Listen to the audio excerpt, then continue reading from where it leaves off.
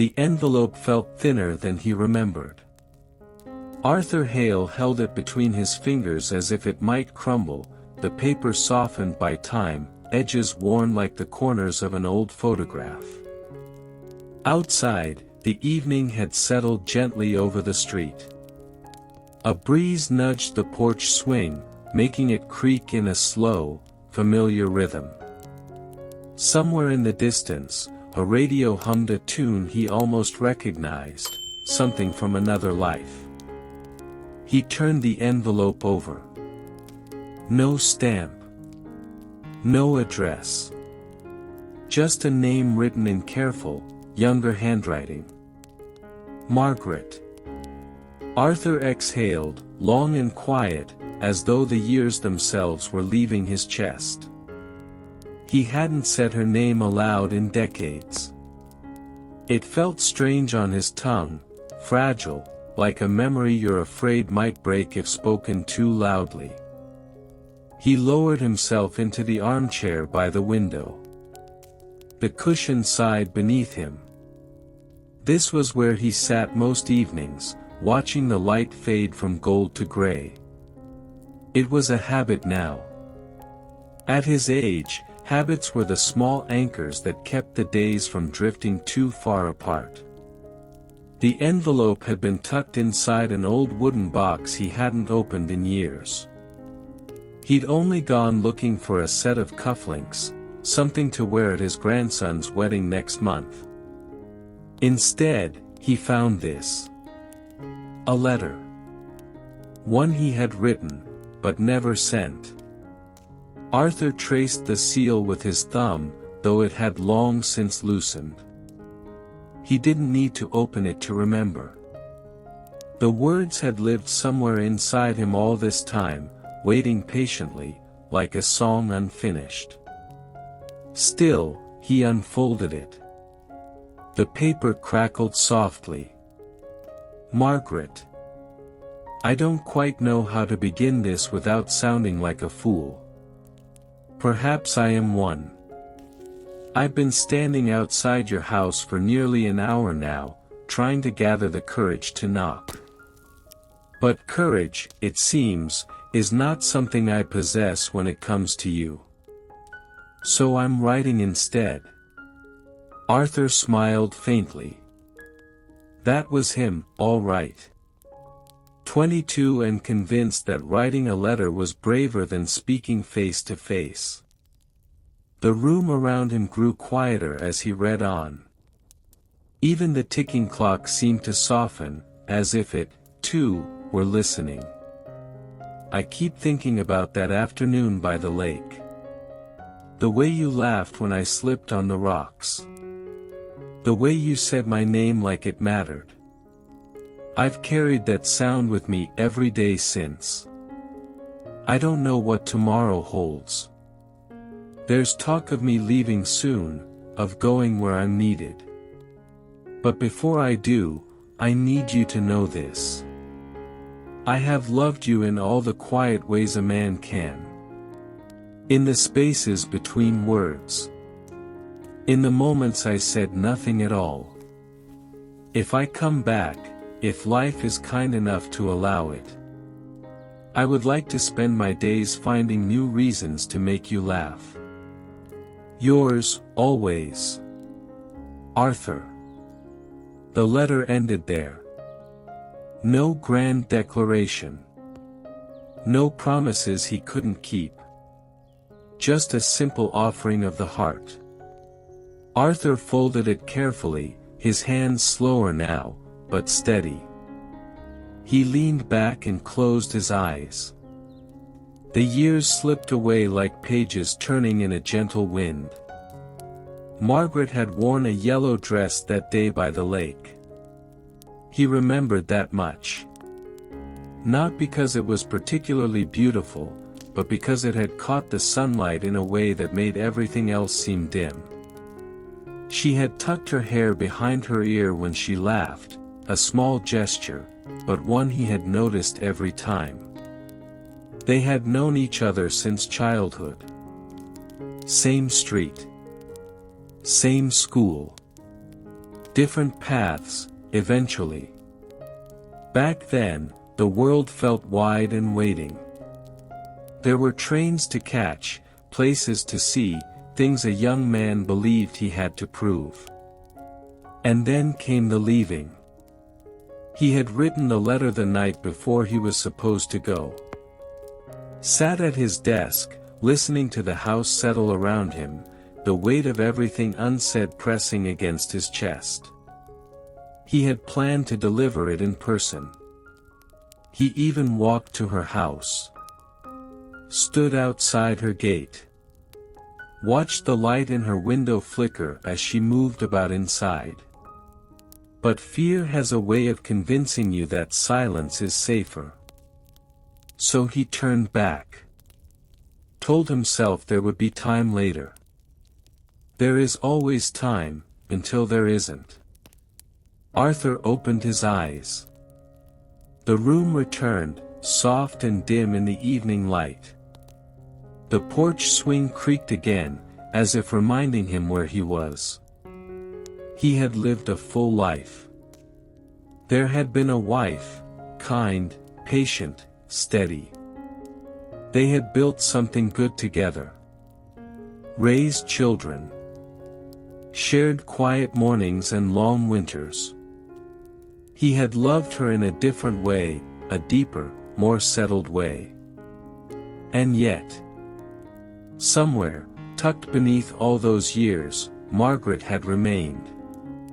Not as a regret exactly. More like a song you once knew by heart but hadn't sung in a long time. He never saw her again after that summer. He heard things, of course. Small bits carried through the years by mutual acquaintances. She had married. Moved away. Lived her life, just as he had lived his. Time, as it always does, kept moving. Until now. Arthur looked down at the letter again. 50 years. 50 years of it sitting in silence. He chuckled softly, though there was no humor in it. Well, he murmured to the empty room, you've waited long enough.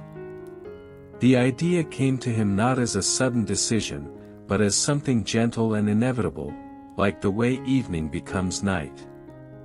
He would send it. Not to change anything. Not to stir up the past or rewrite what had already been lived. But because some words deserve to be heard, even if they arrive late. Especially then. It took him a while to find the address. Old habits helped. A few phone calls. A name remembered. A thread followed carefully through time. When he finally wrote it on the envelope, his hand trembled, not from age alone, but from something deeper. He added a stamp. Pressed it down firmly. Then he sat there for a long moment, staring at it. A simple thing, really. Just paper and ink. And yet it carried the weight of a lifetime.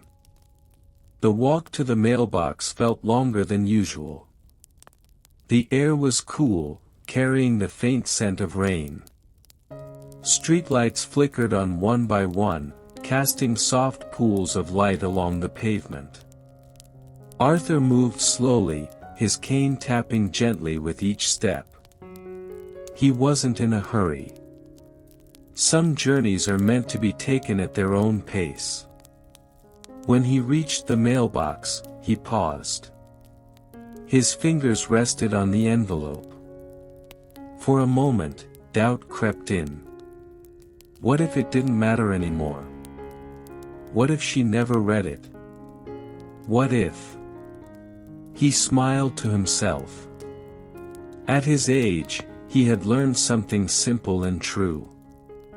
It is not the outcome that weighs on the heart. It is the silence. He slipped the letter into the box.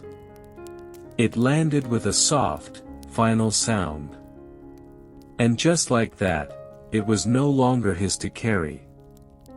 That night, Arthur slept more peacefully than he had in years. There was no grand resolution. No sudden answers. Just a quiet easing. As though a door, long closed, had finally been opened, if only a little. Weeks passed. Life continued in its steady rhythm. Mornings with tea. Afternoons by the window. Evenings with the soft creak of the porch swing. He did not expect a reply. He had not sent the letter for that.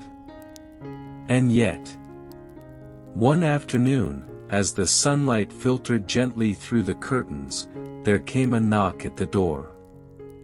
Arthur frowned slightly. He wasn't expecting anyone. He rose slowly, crossing the room with measured steps. When he opened the door, there was no one there.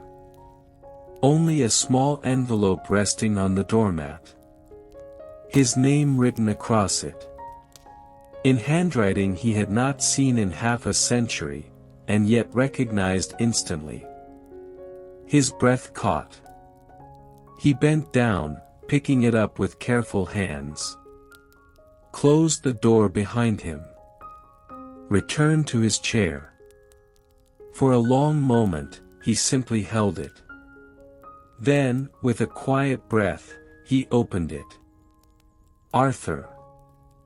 I wondered if I would ever hear from you again. When your letter arrived, I sat with it for a long while before opening it. Not because I was afraid, but because I wanted to remember first. The lake. The summer. The way you used to look at the world like it was something you could fix with your bare hands. I remember that night too. I saw you, you know. Standing by the gate. You stayed longer than you think. I almost came out. But I was young. And shy.